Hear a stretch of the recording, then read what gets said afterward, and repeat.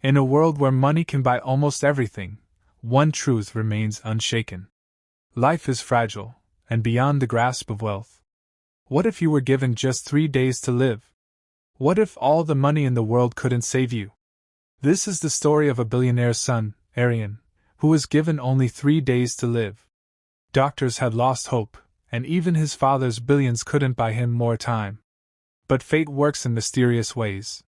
A poor street kid, with nothing but courage and kindness, stepped into his life. What followed was a miracle no one could have imagined. The billionaire had always believed his power and wealth could solve any problem.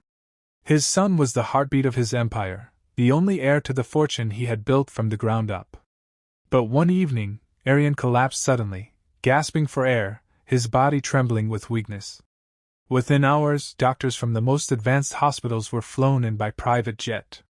They examined him with worried faces, whispering among themselves, while the father stood frozen in fear.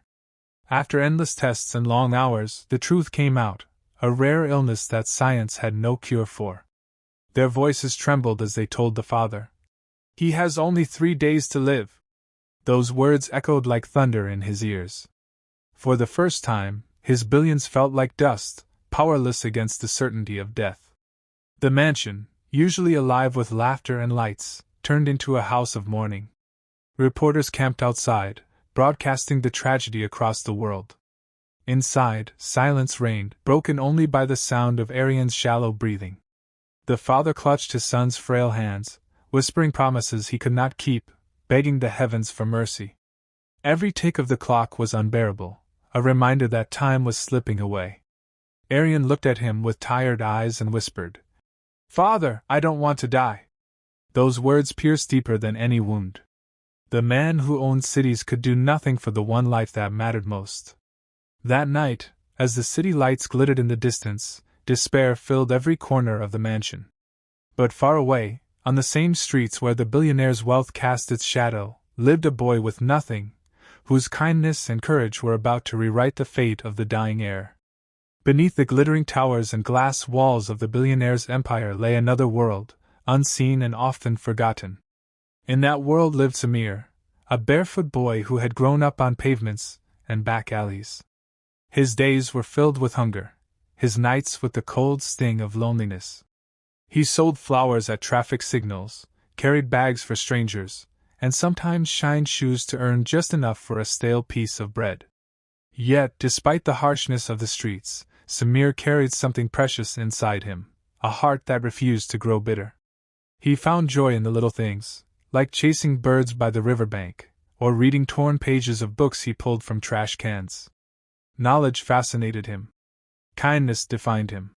When other children mocked him for being poor, he smiled and walked away. When he saw a starving dog, he shared his last meal without hesitation. He lived with nothing, but carried hope in abundance. The city barely noticed him, but Samir noticed everything: the loneliness in people's eyes, the struggles they hid behind fancy clothes, the fragile beauty of life itself. One evening, while sipping tea from a cracked cup at a roadside stall, he overheard a conversation that made him pause. "The billionaire's son has only 3 days left," a man whispered. Samir froze, his mind turning restless. He thought of the boy lying helpless in a mansion, and for some reason, his heart ached. Though he was nobody, though the world never cared for him, he whispered to himself, "If only I could do something." In that moment, destiny began weaving threads between two souls who lived worlds apart. The next morning, Samir found himself drawn towards the grand hospital where Arian lay. Security guards in black suits stood like statues, their eyes sharp, their faces stern. Ordinary people were kept far away, but Samir was no ordinary boy. Quick and clever, he slipped past unnoticed, weaving through crowds with the ease of someone used to surviving invisibly. Inside the hospital, he was overwhelmed by the sight of polished floors, white walls, and the endless sound of machines beeping. He wandered through the corridors until, at last, he saw him, the boy on the news, the heir to billions, lying pale and fragile in his bed. For a moment, Samir just stood there, staring at Arian, whose breathing was slow, whose eyes seemed to carry the weight of goodbye. Their eyes met, and something unexplainable passed between them. Arian blinked, surprised to see a stranger his age, dressed in torn clothes, standing by his door. "Who are you?" Arian asked weakly. Samir smiled nervously. "No one. Just someone who doesn't like to see another boy give up." Arian's lips curved into the faintest smile, the first in days. For the next hour they talked. Samir spoke of the streets, of how he fought every day to survive. Arian listened, fascinated by a life so different from his own. And when Samir promised, "You won't die. Not while I'm here," Arian's eyes filled with a fragile hope. That night, Samir left the hospital with a new mission carved into his soul. He didn't know how, but he was determined to save Arian. Samir sat under the bridge where he often slept, staring at the stars that peeked through the city haze. The promise he had made to Arian echoed in his mind. He had no money, no power, no knowledge of medicine, but he had something stronger: faith in impossible things. He recalled stories he had once read about ancient healers and forgotten remedies.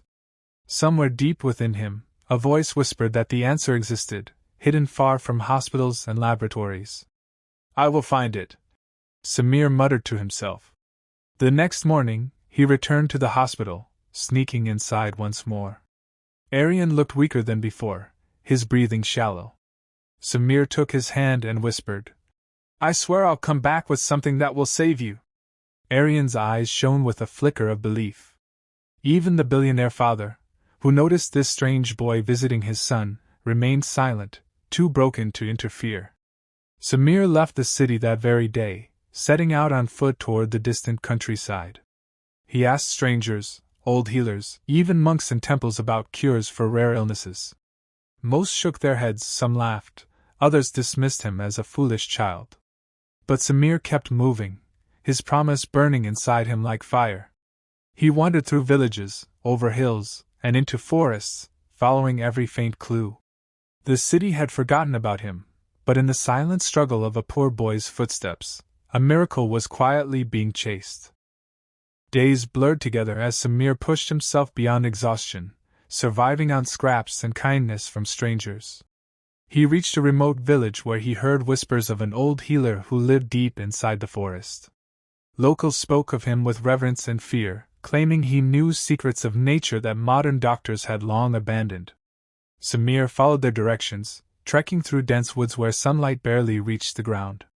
His feet bled, his stomach growled, but he refused to stop. Finally, he stumbled upon a tiny hut surrounded by herbs and strange bottles hanging from the trees. An old man with piercing eyes stepped out, studying Samir carefully. "Why have you come, boy?" he asked in a voice like gravel. Samir fell to his knees, tears in his eyes, and explained everything: the billionaire's son, the 3 days, the promise he had made. The old man listened silently, his face unreadable.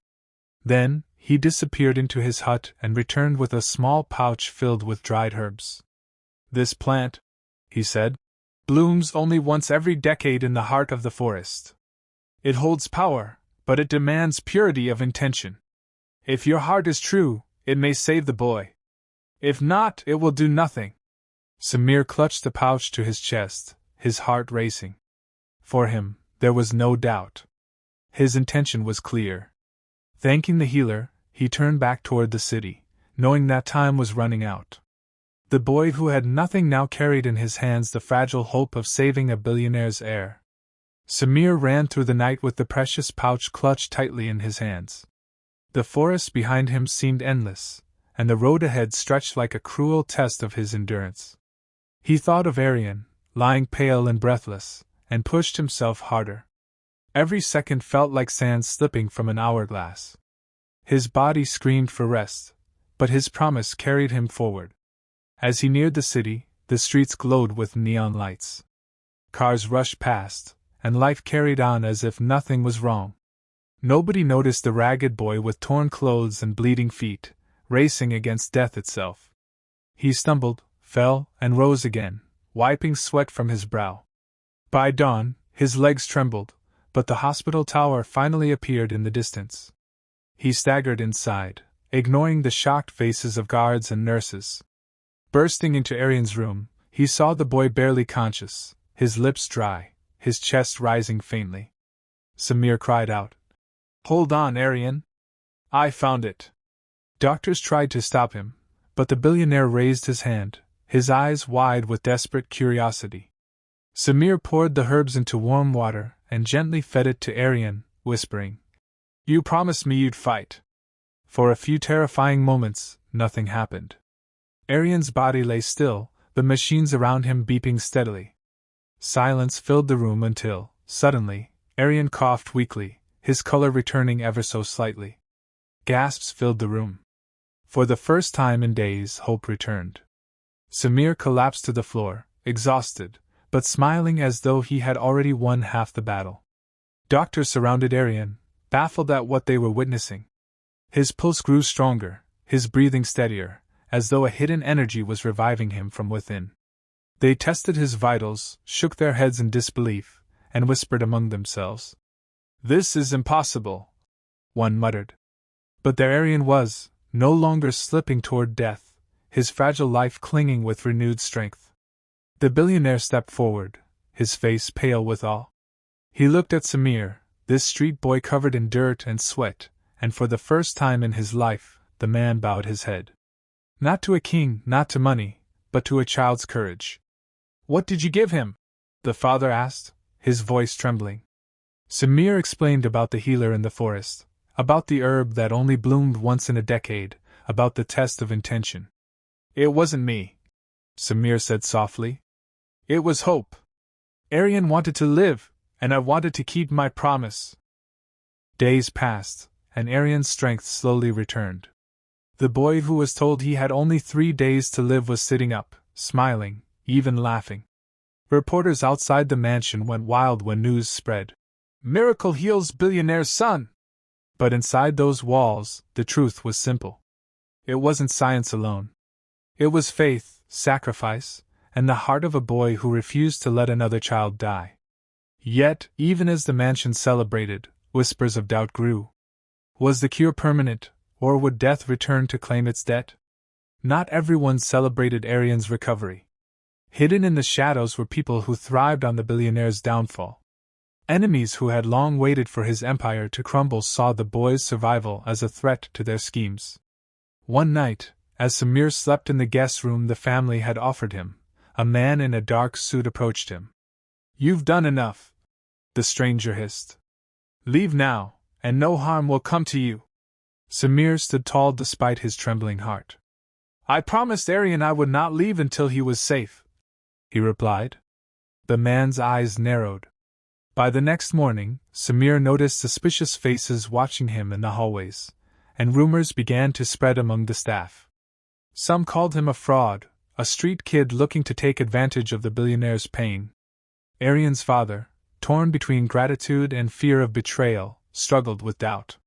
But Arian himself clung to Samir's hand, whispering, "Don't leave me. You're my only friend." The mansion, once filled with joy, became a place of tension. Guards argued, doctors questioned the herb, and shadows of greed crept closer.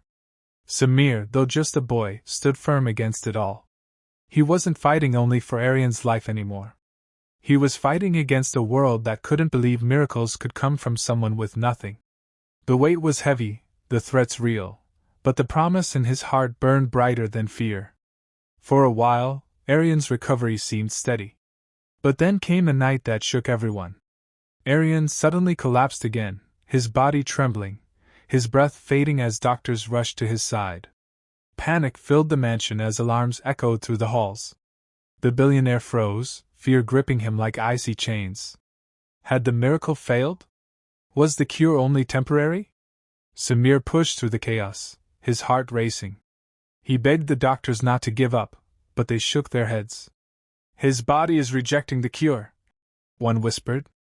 Samir refused to believe it.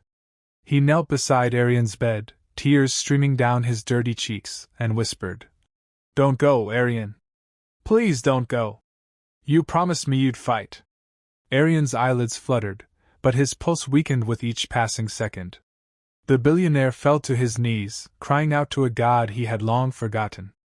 For the first time in years, he admitted he was powerless. Minutes passed like hours, and silence hung heavy in the air.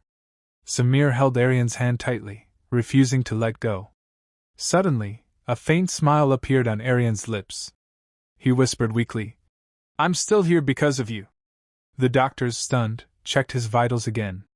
Against all odds, his pulse stabilized. The herbs had not failed. It was Arian's own spirit, fueled by Samir's faith, that carried him back from the edge.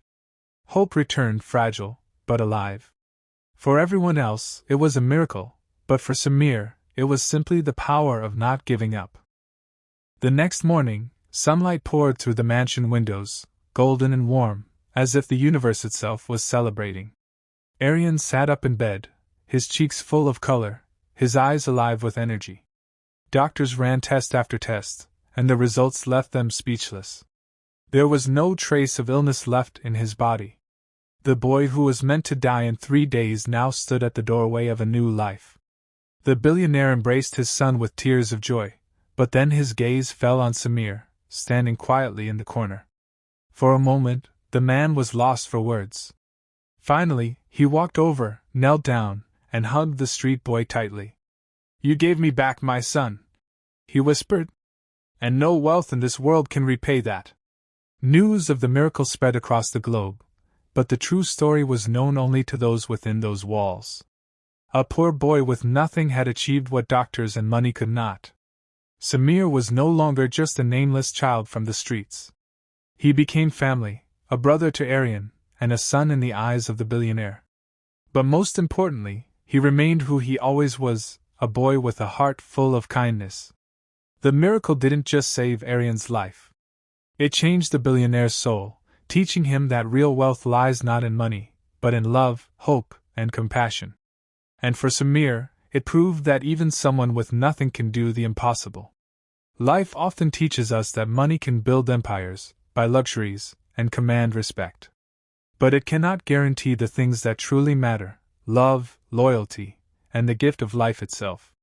The billionaire who once believed wealth could conquer anything discovered that salvation came not from his fortune, but from the courage of a boy who owned nothing but a pure heart. Samir proved that kindness and determination have a power greater than gold, a strength that can even challenge death itself. True miracles are not born from wealth or status, but from selfless acts and the will to fight for others. This story reminds us that no one is too small to make a difference, no heart too poor to give hope, and no promise too impossible to keep. The greatest treasure we can ever hold is compassion. For in the end, it is not riches that save lives. It is love that saves lives.